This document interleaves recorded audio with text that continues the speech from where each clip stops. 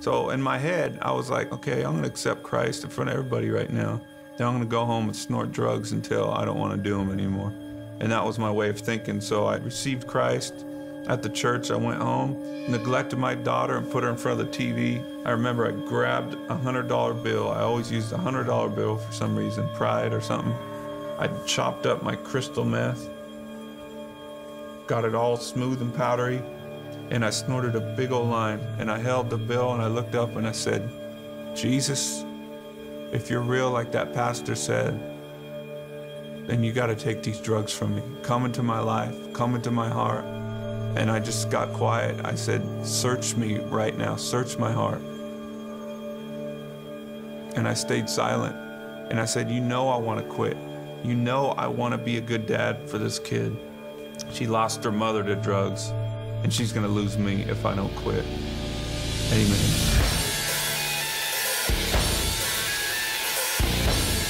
There's a high when you go on stage and you see all these people like just loving your music and loving you and stuff, and there's these girls and all these people going worshiping me. When you see all those people just going nuts for you, it's like, you know, it puffs you up inside. You're like, you know, I'm important. That's where drugs can creep in, and, you know, cocaine or whatever, methamphetamines crept in, and it all came from after drinking for me and my friends. And it seems like fun in the beginning. It's a lie because it turns around on you. It starts to wear on your personality, starts to wear on your relationships, and everything is affected by it negatively. Everything.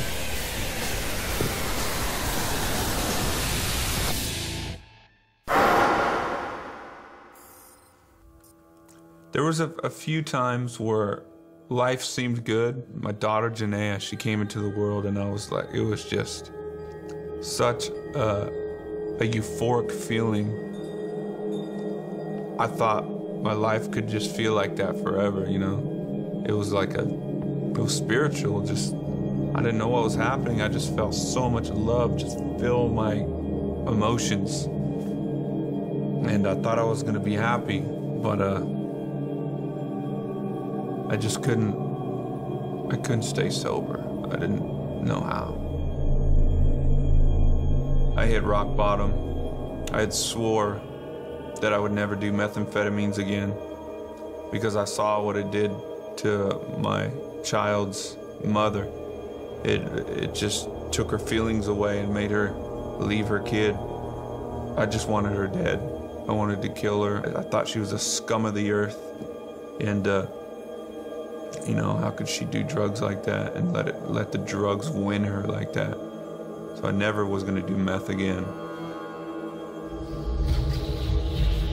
I ended up with a everyday crippling addiction to methamphetamine, and everything that I said about my ex-wife came true for me. I sunk to the lowest gutter I could ever think of. I would spend time with my kid, and I would still be on it because I needed it to function. I'd get up in the morning, have a peanut butter and jelly sandwich and snort meth, and then take her to school or whatever. It was just, I was a junkie. I started losing my mind. This guy would show up at my house with like a gun and stuff. And then I ran out in Europe, had my drug dealer just crazy send me drugs through the mail. I'd be tweaked out in my hotel room watching this package come from the US. It was just nuts. My life just was like spinning out of control. Janaea had come out on one of the tours in the US. I just remember her skipping around the house. She's singing one of our Korn songs called Adidas. All day I dream about sex. And I'm like going, what am I doing?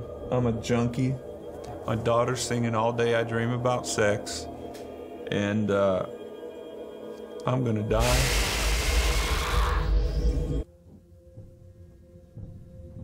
Father?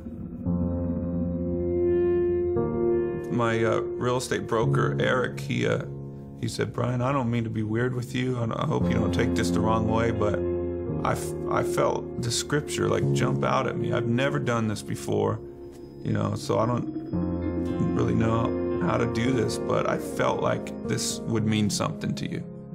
It's Matthew 11:28. Come to me, all who are weary and burdened, and I will give you rest. I remember all tweaked out. I looked up in the dictionary, weary. I looked up burdened, and I pulled the scripture apart, and I was like, oh, I'm weary and burdened, and I need rest for my soul. And I didn't know if it was real, but you know, they invited me to church a couple weeks later, and I had received Christ at the church. I went home, neglected my daughter, got it all smooth and powdery. Jesus, you got to take these drugs from me. Search me right now. Search my heart.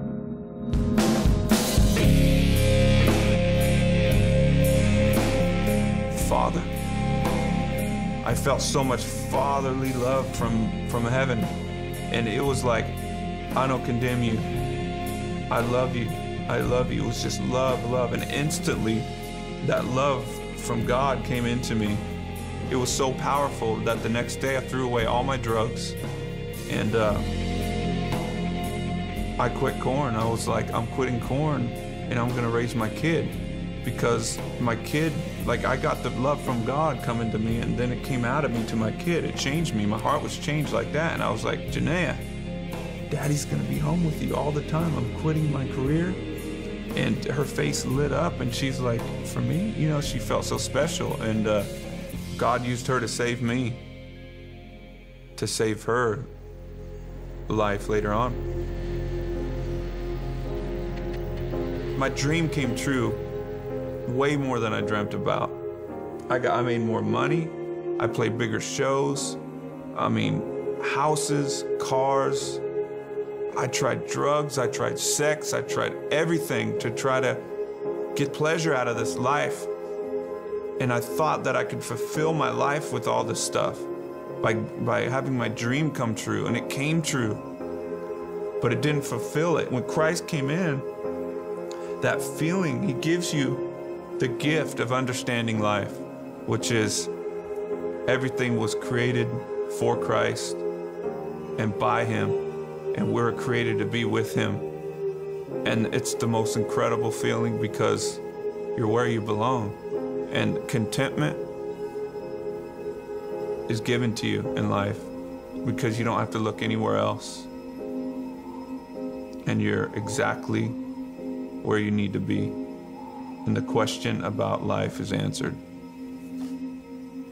I'm Brian Head Welch, and I am second.